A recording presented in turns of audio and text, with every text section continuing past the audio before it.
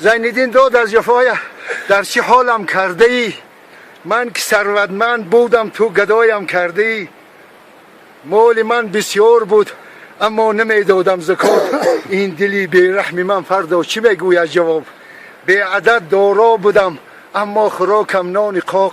پیش چشمانم نشستن کم بغل ها در کباب. زینالدین ظالم بودی جور از برایم کرده ای. زیر پای کم بغل ها پای مالم کرده ای. ای خوشا بر حال آنهایی که خوردن مال خود، خوردن و پوشیدن و صرفن در کار خود.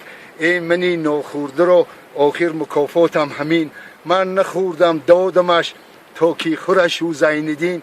آنچه میگویم همه از روی نادانی شده است. با پلی من زینالدین گفتم که لاندانی شده است. قسم گفت زینالدین با ریش زردم، خیانت در حق هیچ کس نکردم. رباخورها مرا مجبور کردن، ز نزد کودکانم دور کردن. شدم بیرون ز خاک تاجیکستان، غریب و بی وطن در ملک لندن.